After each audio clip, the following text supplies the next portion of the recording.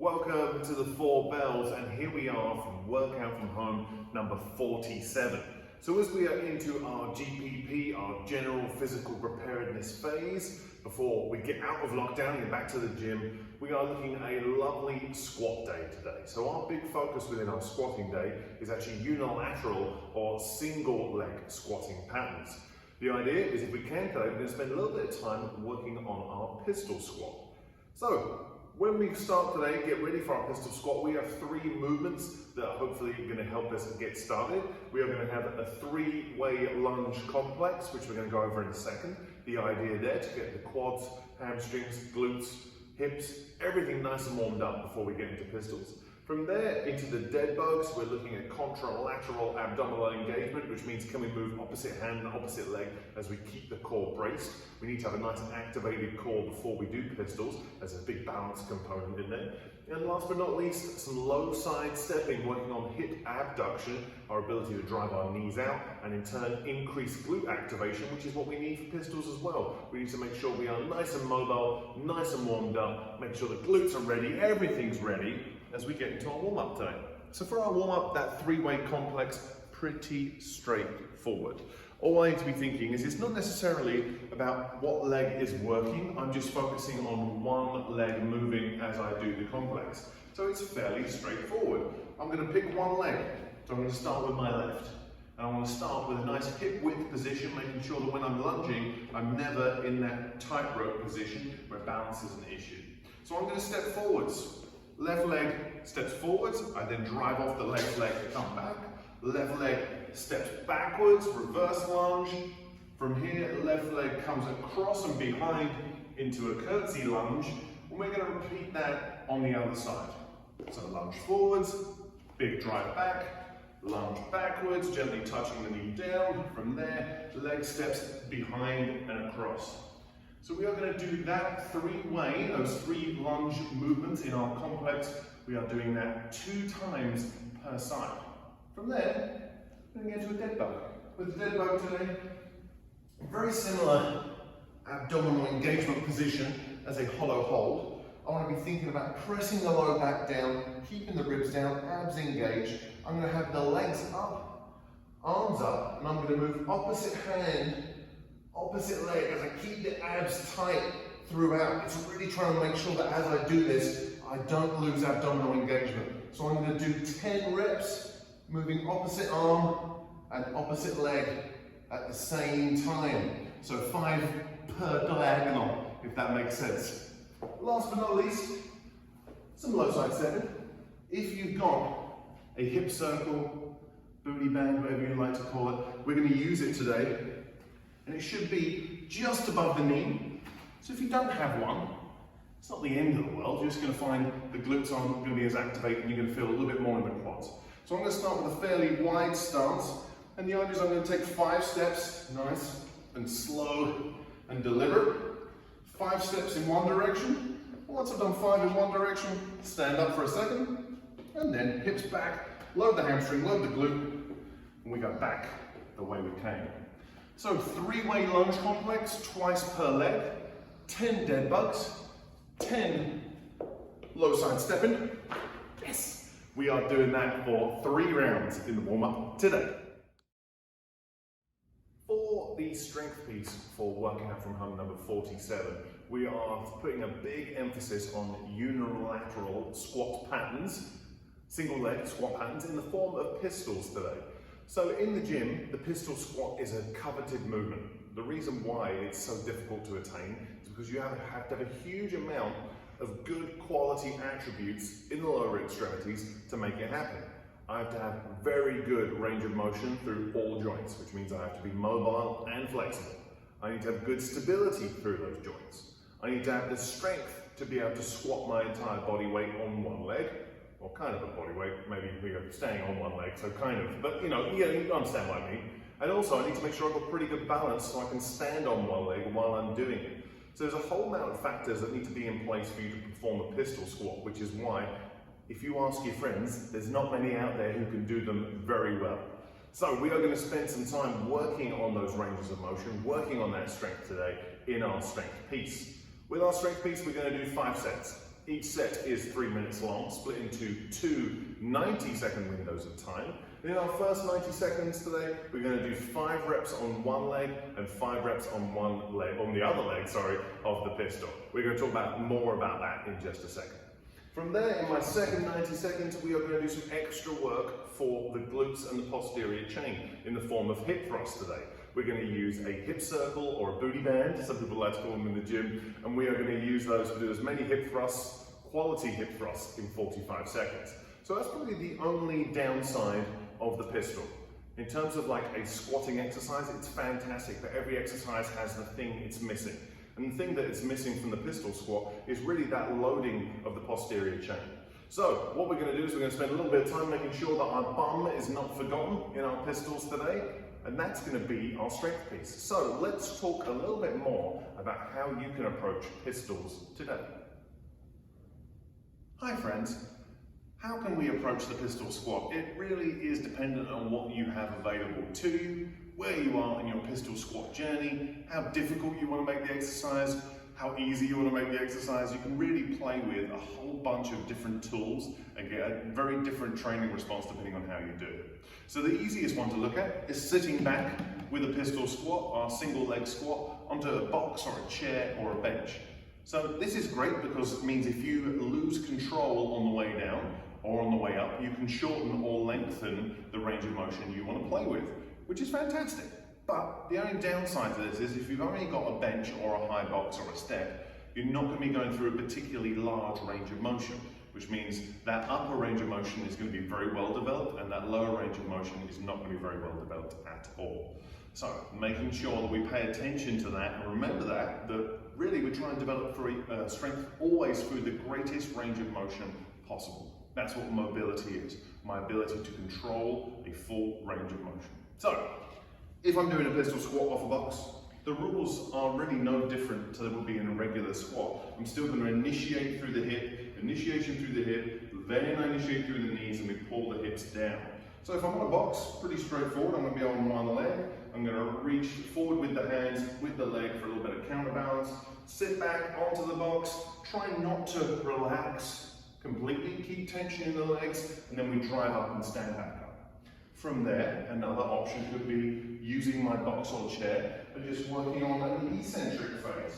So that could be standing on top of the box, reaching forward with the hand and the foot, and controlling myself all the way down to that bottom position, hanging out for a second, bring the foot down, relax, and repeating that for 5 reps per side. I could use some rings, my TRX, using my weight leaning back against the rings of the TRX to make things a little bit easier for myself. I could come down into my squat, pause at the bottom, and then use the hands to assist me back up. Another option, so many options. Guys, so many options. I could use the post and climb, sorry cameraman, and climb the post like a little monkey, which means use the hand on the post, don't get hit in the face with a J-hook, feed the hands down, trying to take the hands away, how do I hang out, do I have good balance, and then use the hands a little bit to help me stand up. So plenty of ways you can slice the pistol. Either way, we are doing 5 on our weaker leg first, and then 5 on our stronger leg. We're doing that for 5 sets today. When we are performing a hip thrust, we are primarily looking to work the glutes, your bum, your butt, through hip extension and hip abduction. My ability to drive my hips forwards, squeeze my bum, and also drive the knees out, which does give us more glute activation. So, just because it's very popular in the Instagram realm of people trying to get lovely booties right now, it's still a great exercise, particularly when we look at something like the pistol, where the pistol is a fantastic exercise for the anterior, the front aspect of the legs, but because we don't have any loading to it, it's a very challenging exercise. Well, actually, there are a few people in the gym who can do it loaded, but they are a special breed. You will find that the posterior chain really gets a little bit neglected. We do get some glute activation on the way down, some glute activation on the way up, but it's not as much as you would see in something like a back squat or a deadlift, for example. When we're performing a hip thrust, all we really need is a box or a post, or not really a box or a post, but really a box or a ledge or a bench, something with a soft edge is the point here. I don't want to have something sharp driving right into my shoulder blades. It is not going to be a pleasant experience. You can do the hip thrust without a hip circle or a band, but you will just find that there will be less hip abduction and therefore less glute engagement. So if that is the case and you find this pretty easy at body weight without a band, I encourage you to try and add some weight onto your lats somehow. But obviously the size of that weight and object is going to affect your ability to go through a big range of motion when we bring the hips down. So if I do have a band, I should start off with body weight and get my band on. As always, when we're looking at the band, there's many different ways you can apply the band, and it's really going to affect tension in different ways. So find out what works best for you. I find for me, just above the knees works really well. Some people I know in the gym like to do above the knees and the ankles at the same time to create extra tension through the legs. When it comes to the height of the box I'm sitting on, all I need to think about is if I was doing a barbell hip thrust, where I have to start from the floor, that bench has to be a very specific height. If I'm just doing these bodyweight ones, or maybe with a dumbbell on my lap, the height isn't really that important. What is important is the setup. So that means that edge, that soft edge, should be just below my shoulder blades. From here, I'm going to have the legs in a position where I can start with the hips open and the glutes engaged. I'm going to look straight forward, bringing the head forward, squeezing the glutes into a posterior pelvic tilt. I bring the hips down, lower the hip, drive the hip up, squeeze the glutes. So we're looking to move smooth and consistently as I drive the hips up to the ceiling, pushing the knees out at the same time. We are going to do that for 45 seconds and do as many beautiful, crispy, delicious hip thrusts as possible. With the conditioning piece, we have 3 stations. With each of those stations today, we're going to be working for a minute and then resting for 30 seconds before we move on to the next station. So to go through it very quickly, I'm going to do a minute of some kind of aerobic work. We're going to talk about that in a second. A 30-second rest, 1 minute of air squats for reps, 30-second rest, 1 minute plank on the hands, 30-second rest, and that is 1 round. We are doing 4 rounds in our conditioning piece today. And the idea is that when we're going through our aerobic piece, is that we're trying to keep a consistent pace throughout. So that means there's a few ways of looking at that. If I'm running for a minute, I would say play around with an idea of somewhere around 200 meters. We're not looking to be full out, full sprint. You're not going to do it in 19 seconds like Usain Bolt. But the idea should be to make sure that we are moving for about a minute. So of course, if you've done 200 meter sprints, or 200 meter runs rather, in our workouts, and you find that you make it back before the end of the minute, well then next time if you're running in your neighborhood, maybe run to the next light post or telephone post. I'm not sure what you call them in Canada. What do you call them? Do you call them telephone poles? What do you call them? Yeah, you're nodding? Okay, fair enough. Run to the next one, turn around and then come back. So play around with that distance across the 4 rounds. Of course, if you're on a machine, like a rower or a ski erg or a bike, you could try and go for consistent calories over that minute. So that could be, you manage to get 20 calories on your Airdyne bike, I'm trying to do 20 calories every time. And if I can't do any of those things, maybe I'm looking at distance on a rower, maybe looking at distance on a ski erg. And again, if I can't do any of those things, the last thing could be doing high knees or jumping jacks and counting those reps as you go and making sure you keep a track of what your consistent distance, reps, calories are in that minute. So of course, play around with what you have. When we get in, once we get done with our first minute, we've done that 30-second rest, and we get into our second 1 minute, we're going to look at air squats for reps. So the idea again today is consistency. Can I get the same amount of reps each round? Or even better, can I get at least 1 more every round if possible? So I would say maybe you can start conservatively and then try and increase the amount of reps you can get done in that 1 minute piece. Last but not least, a nice little isometric test for the abs. We're going to hang out in a plank position for just a whole minute. The idea, of course, as always, is to make sure that I do not break that plank. So, do I have jumping jacks available? Am I counting skips on a skipping rope? Am I running outside? Am I on a rower? Am I on a bike? It really doesn't matter, but the idea, as we said before, is consistency. From there, when we get into the air squat, very simple movement, but it can get butchered when we start to get a little bit fatigued.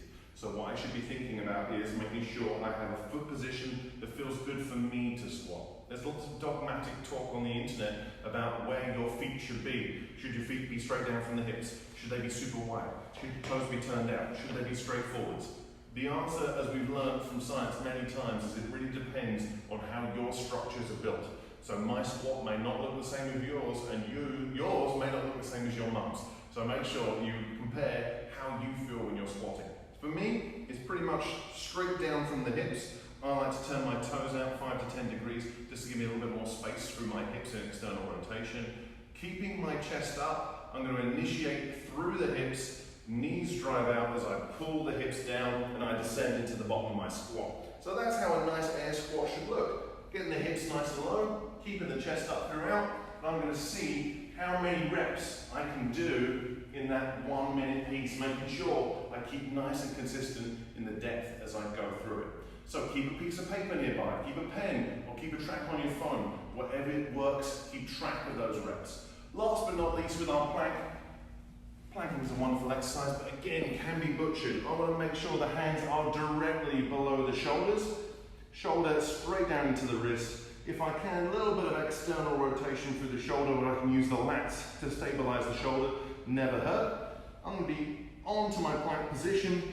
I like my feet together, squeeze the legs, squeeze the butt, brace the abs, keep everything nice and tight, tight, tight, and we're going to hang out there for a full minute. So it's 1 minute of aerobic work, 30-second rest, 1 minute of air squats for reps, write it down and count them, 30-second rest, 1 minute plank hold, try not to break it, a 30-second rest. We are doing that for 4 rounds today. Have fun, let us know how you get on.